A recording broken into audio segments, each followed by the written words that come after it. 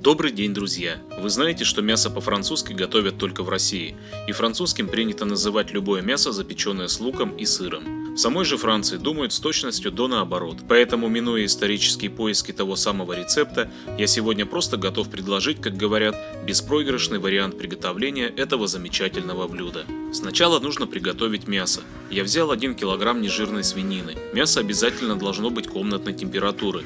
Нарезаем его пластами толщиной 1-2 см. Затем эти пласты разрезаем пополам.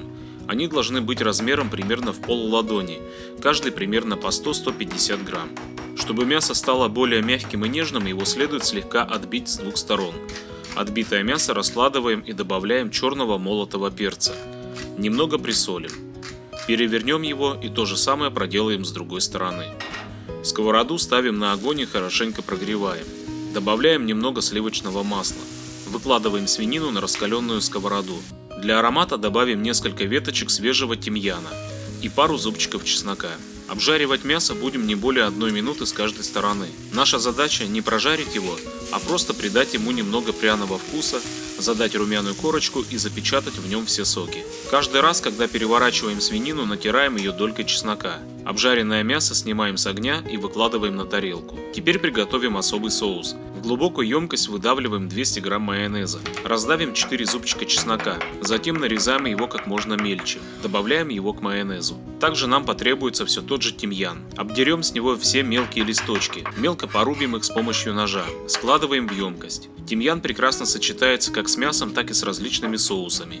Берем пучок петрушки и укропа примерно в равных пропорциях. Отрезаем стебли и все так же мелко шинкуем. Порезанную зелень добавляем к майонезу. Немного поперчим. Добавляем 1 неполную чайную ложку соли. Нам также потребуется 30 мл оливкового масла. Наливаем его в емкость и с помощью вилки все перемешиваем до однородного состояния. Я взял 4 головки репчатого лука. Нарезаем его тонкими кольцами. Все составляющие блюда мы будем запекать в духовке, поэтому дно глубокого противня выстилаем пергаментной бумагой.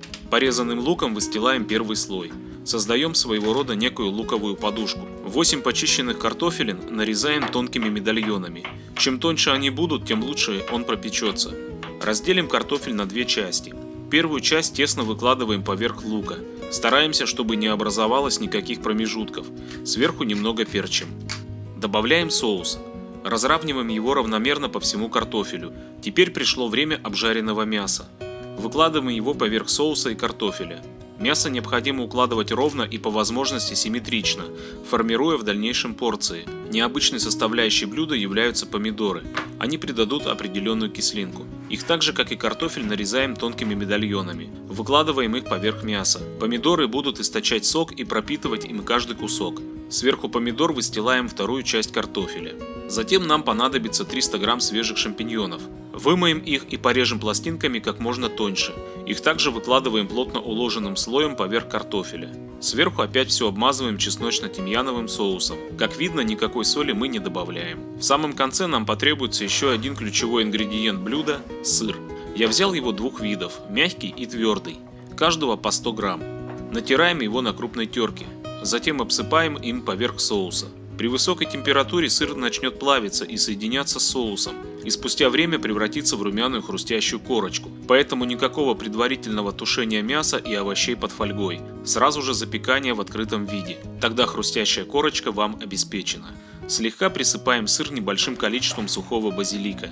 Ставим противень в хорошо разогретую духовку на 50 минут при температуре 180-200 градусов. Готовые запеченные мясные кусочки с овощами выкладываем на блюдо с листьями свежего салата. При желании добавляем зелень. Мясо, запеченное с овощами и сыром, это тот вариант, который получится всегда и у всех. Необычайно вкусное и полноценное праздничное мясное блюдо, не требующее гарнира, обязательно порадует всех без исключения. А как вы готовите мясо по-французски?